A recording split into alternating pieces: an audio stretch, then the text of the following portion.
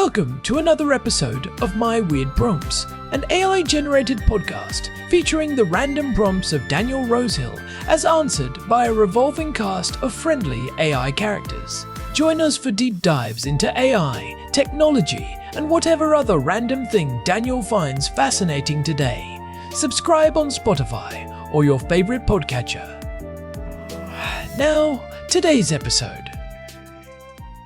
My Weird Prompts is an AI-generated podcast produced by Daniel Rosehill, a verified human with documentation to prove it. While every effort is made to ensure our AI hosts draw from credible sources and run on cutting-edge models, they do occasionally make things up with alarming confidence. As with everything in life, and especially this podcast, treat all claims as spurious until confirmed to be not. Daniel, Herman and Korn accept no responsibility for any decisions made based on the confident ramblings of our artificial presenters. Now, today's episode. Hey Herman and Korn, so I have a question for you guys that touches, I think, upon how we can alter standard AI tools like large language models and tailor them for our specific needs and the various ways in which we can do that. So we talked lately about fine-tuning, and I shared that my first AI fine-tuning experiment was fine-tuning Whisper, the speech-to-text model from OpenAI, on about 1 hour just as a proof of concept of my voice. And my objective was, well, firstly, if I just give the model direct exposure to my voice with a source of truth, will it get better accuracy? And also, will it be able to transcribe correctly niche vocabulary that I might use frequently, like technical words, containerization, Kubernetes, that whole long list of jargon that you kind of lapse into after a while, second nature. So that was my objective. And it worked from what I can see so far. I have been kind of dabbling with it from time to time, using still mostly my regular models. But so far I've seen encouraging examples that it can actually work as intended. The one thing about the fine-tuning process, however, was that it was not very easy, which is why it took me like a year to sort of learn how to actually do it.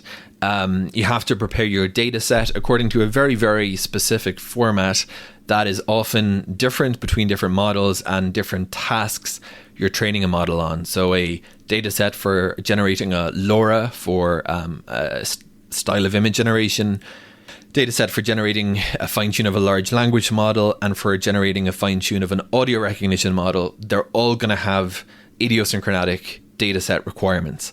So a lot of work, which is what I found surprising, actually doesn't so much go into data set collection as it does into data set preparation, environment setup, all these tasks. And then, of course, you have to do the actual fine-tuning on, could be a notebook or using it in Modal. I just used a Python program, but that's work too. So although the results are useful and powerful, the process doesn't really lend itself to very quick repetition. Now, why I thought that was problematic is, let's take the example of speech to text again. Right now, I wanted to train it on tech vocab, but let's just say for argument's sake that I change career and I become a doctor. And over the course of the next 2 or 3 years, as I go through medical school, I'm going to be starting to use niche medical vocab.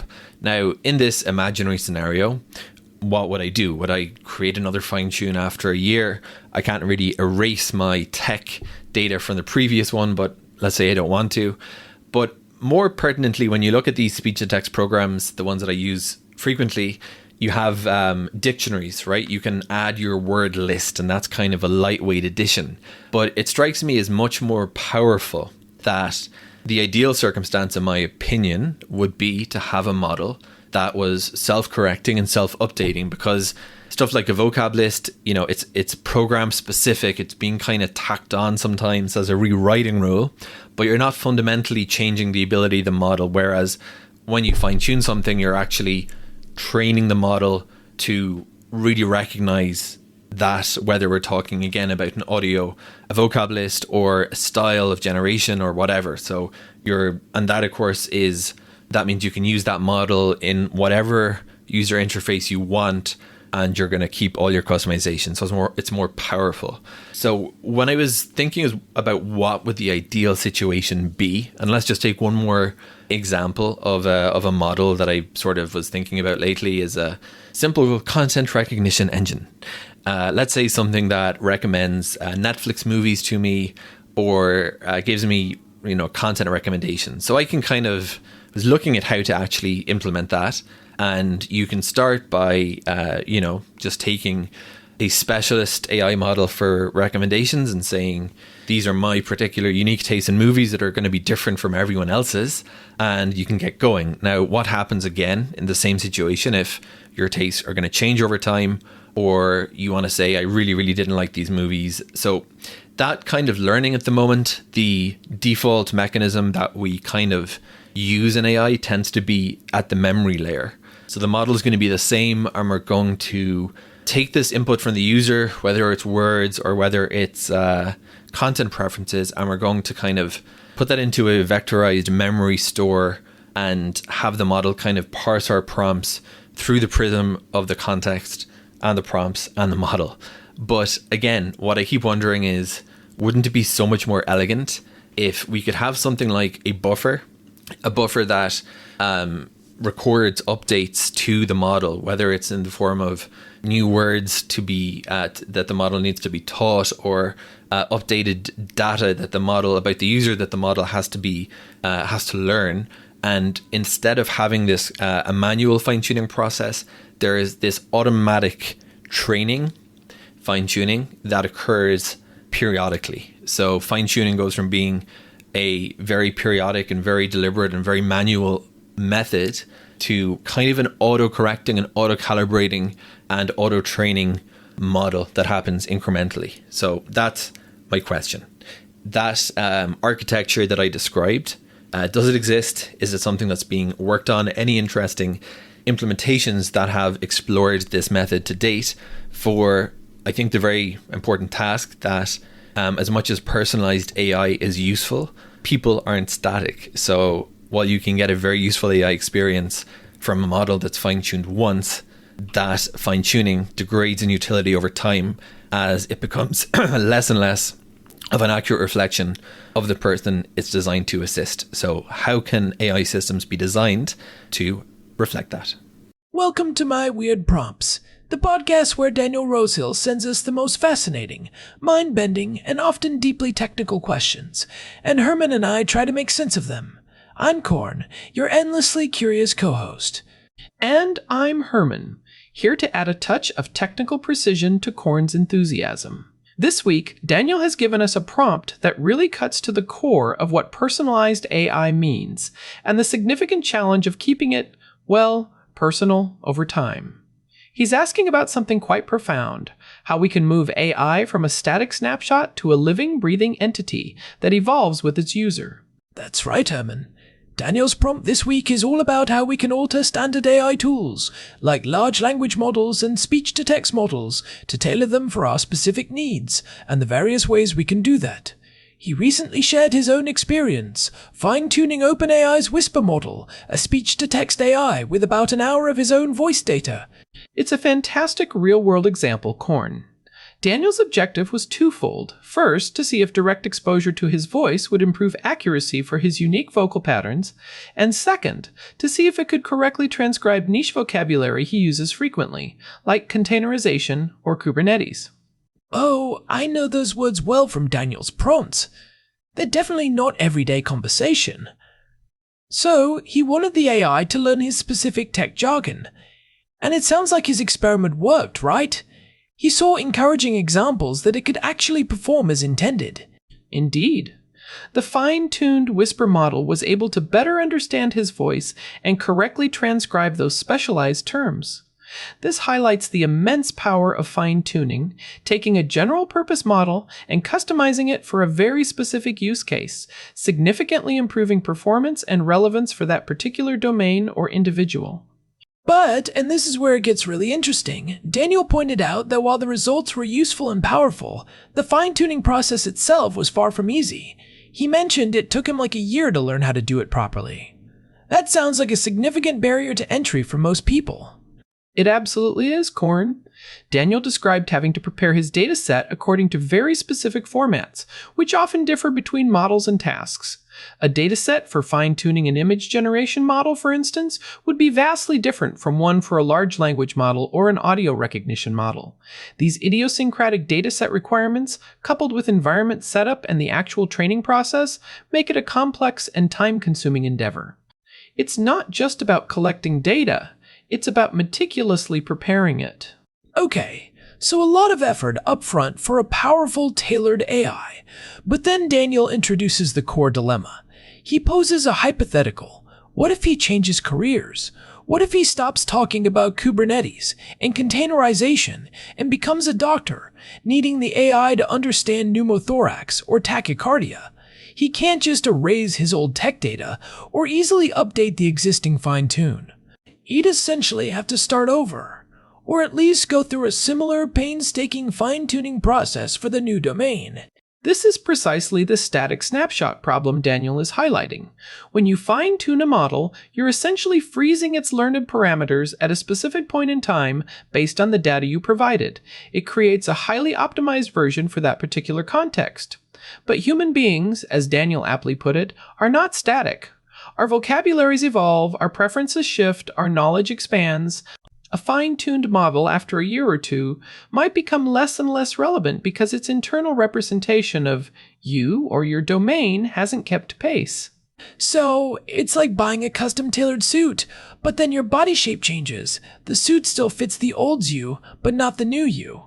And you can't just untailor it or retailor it with a simple button push. A perfect analogy, Corn. And Daniel also touched on existing simpler solutions like vocabulary dictionaries. These are lists of words you can add to a speech, to text system for instance, to improve recognition of specific terms. But he correctly noted these are often program-specific and act more like rewriting rules rather than fundamentally changing the model's underlying intelligence. Yes, he said they don't fundamentally change the model's ability. It's like teaching the model to recognize Kubernetes as a specific string of characters, but it doesn't necessarily integrate that into a deeper understanding of the concept, or how it relates to other tech terms. It's just a surface-level addition. Precisely. A dictionary provides a lookup table, a rule-based override. It doesn't modify the millions or billions of parameters within the neural network that represent the model's understanding of language, context, and nuance. True fine-tuning alters these fundamental parameters, allowing the model to genuinely learn new patterns, styles, or vocabularies and generalize them across different tasks or user interfaces. Okay, so that brings us to Daniel's ideal circumstance. He envisions a model that's self-correcting and self-updating. He talks about a buffer that records updates to the model new words, updated user data, and then triggers automatic, periodic, incremental fine-tuning. He calls it an auto-correcting, auto-calibrating, auto-training model that happens incrementally. That sounds incredibly advanced, Herman. Does such a thing even exist, or is it pure science fiction at this point? It's a vision that aligns very closely with some of the most cutting-edge research in AI. Corn, particularly in the fields of continual learning, online learning, and adaptive AI systems. While a fully realized, off-the-shelf, auto-correcting, auto-calibrating, auto-training model isn't ubiquitous yet, the components and theoretical underpinnings are very much active areas of development. So, what exactly are those components? How would this buffer system work in practice? Let's break it down. Daniel's buffer concept is essentially a dynamic memory or experience replay mechanism. In traditional machine learning, models are trained on a fixed dataset in a batch process. Once trained, they're deployed, and their knowledge is static. Daniel's buffer suggests an ongoing feedback loop. So, as I use the AI, it's constantly collecting new information about me? Exactly. Imagine your interaction with a personalized AI. When you introduce a new word it doesn't recognize or provide explicit feedback like, I really didn't like that movie, or even implicit signals like how long you dwell on a certain piece of content, that information is temporarily stored in this buffer. And then what happens? Does it just sit there? No, that's where the auto-training comes in. Periodically, or perhaps based on a threshold of new data collected, this buffer would trigger a micro fine-tuning event. instead of retraining the entire model from scratch, which is computationally expensive and risks catastrophic forgetting, where the model forgets previously learned information when learning new things. These systems employ techniques designed for incremental learning. Catastrophic forgetting sounds pretty bad. So, it learns new things but forgets old things. That wouldn't be very personal, would it? No, it wouldn't. It's a major challenge in continual learning. Researchers are exploring various strategies to mitigate this. One approach is elastic weight consolidation, EWC, where the model identifies which of its parameters are most crucial for previously learned tasks and protects them, allowing other, less critical parameters to adapt to new information. Another is replay-based learning, where the buffer not only stores new data, but also a small representative sample of old data, which is then occasionally replayed alongside new data during updates to reinforce prior knowledge. Okay, so it's not just learning new things, but trying to retain the old things it knew about me. That makes a lot more sense for a truly personalized AI. And how does this relate to the self-correcting aspect Daniel mentioned? The self-correcting aspect ties into what we call ACE reinforcement learning from human feedback, RLHF, but applied continuously and at a micro level. When you mark a transcription as incorrect or explicitly state a preference, that's a direct signal. But often, it's implicit. For a recommendation system, if you consistently skip certain types of content, that's a signal. The self-correcting model would infer these preferences and adjust its internal weights without explicit intervention, ideally leading to better recommendations or more accurate transcriptions over time. So, it's learning from my ongoing behavior, not just a one-time dataset. That sounds like a much more intelligent, adaptive assistant. Are there any actual real-world implementations or research areas pushing this forward? Absolutely. While a fully autonomous production-ready system embodying all of Daniel's vision is still evolving, many AI systems are incorporating elements of this. Consider personalized recommendation engines. Crash, crash, crash, crash, crash, crash, crash, crash, crash, crash, crash, crash, crash, crash, crash, crash, crash, crash, crash, crash. For example, advanced ones don't just rely on your initial preferences. They continuously update your profile based on new items you view, add to a wish list, purchase, or explicitly rate. This continuous feedback loop, often without full fine-tuning of the base model, creates a dynamic profile. In a conversational AI, personal assistants are getting better at remembering context and user preferences across sessions. This isn't full model retraining, but rather an intelligent use of memory layers and dynamic knowledge graphs that are continuously updated. So, if you tell your assistant your favorite coffee order, it remembers it for next time. But that sounds more like a sophisticated memory than true learning, right? Daniel seemed to be talking about changing the actual underlying model. You're perceptive, Korn. And you're right, simply remembering facts is different from fundamentally altering the model's perception or generation capabilities. The more advanced implementations are looking at truly adaptive learning. For instance, federated learning is a privacy-preserving technique where models are trained on decentralized user data like on your phone, and only the learned updates are sent back to a central server, which then aggregates these updates to improve the global model. This allows for continuous incremental learning without centralizing sensitive user data. Each user's device could essentially host a micro-fine-tuned version of the model that's periodically updated locally and then subtly contributes to the global model. So, my phone's AI could be constantly learning my specific speech patterns or my unique preferences without sending all my private data to a central cloud, and that learning helps me directly and maybe even improves the general model a little bit too? That's really smart. Exactly. Another area is meta-learning, or learning to learn. These models are designed to rapidly adapt to new tasks or data with very few examples. So, if Daniel started talking about medical terms, a meta-learned model might pick up the new vocabulary and context much faster than a traditional model, requiring less new fine-tuning data. We're also seeing modular AI architectures emerge. Instead of one monolithic model, you might have a core foundation model and then smaller, more agile adapter modules that are easier to fine-tune and update for specific user preferences or domains. These adapters can be swapped or updated without touching the massive base model, making the process much more efficient and less prone to catastrophic forgetting.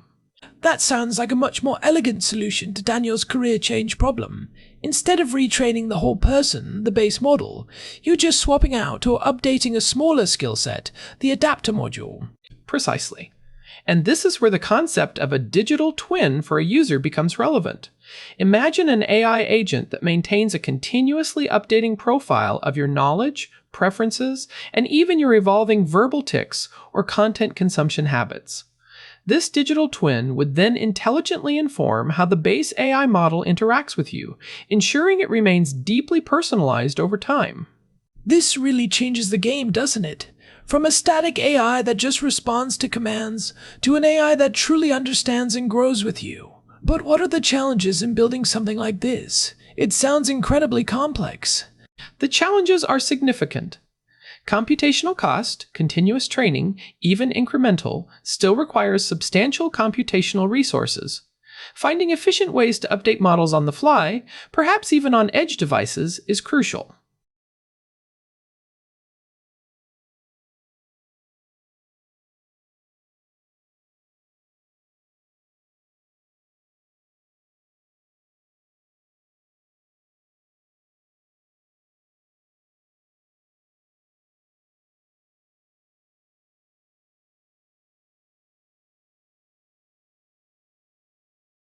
How do you ensure the model remains stable and consistent in its core knowledge while being plastic enough to adapt to new information without forgetting the old?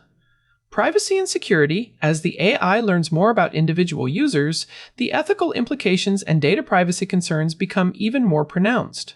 How do we ensure that this deep personalization doesn't lead to misuse of personal data? Explainability and control.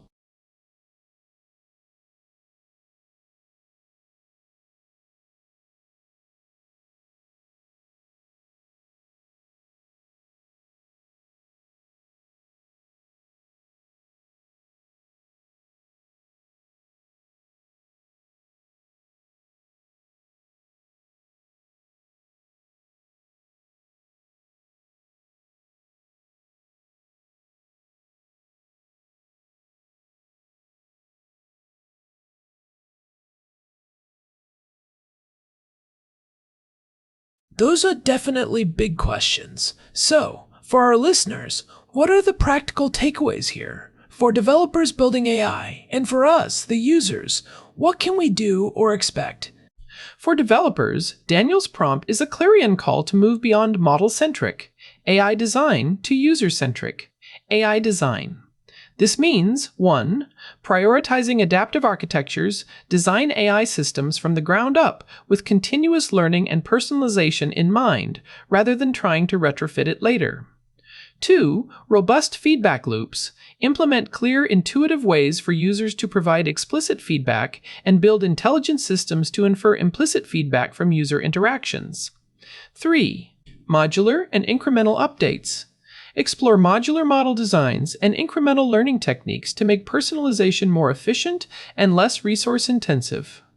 4. Embrace ethical AI design. Put privacy, security, and user control at the forefront of adaptive AI development. And for us, the users, what does this mean for how we interact with AI in the future? For users, it means the promise of truly personalized AI that doesn't just respond to commands, but genuinely anticipates and adapts to our evolving needs and preferences. We can expect AI systems that get smarter with us, reflecting our individual journeys and growth. It shifts the burden of adaptation from the user to the AI. So, instead of me having to constantly adjust to the AI will adjust to me. That sounds like a much more natural and powerful partnership. Exactly. The ultimate vision is an AI that's not just a tool, but an evolving extension of our own cognitive processes, continuously learning and adapting to our dynamic lives. It brings us closer to a future where AI systems are not just intelligent, but intimately familiar and uniquely suited to each individual. That's a truly mind-bending concept, Herman. From the static fine-tune that Daniel experimented with, to this idea of an AI that grows and changes alongside us, it really makes you think about the future of human-AI collaboration on a whole new level. It certainly does, Korn. It's about building AI that lives and learns rather than just computes. Well, Daniel, thank you for sending us such a profoundly thought-provoking prompt this week. You've given us a lot to chew on. Indeed, Daniel, your insights into the practicalities and frustrations of current fine-tuning methods have illuminated a critical path forward for personalized AI. And to all our listeners, thank you for joining us on My Weird Prompts. If you want to dive deeper into more of Daniel's fascinating questions, you can find My Weird Prompts on Spotify and wherever else you get your podcasts. We'll be back next time with another weird prompt to explore.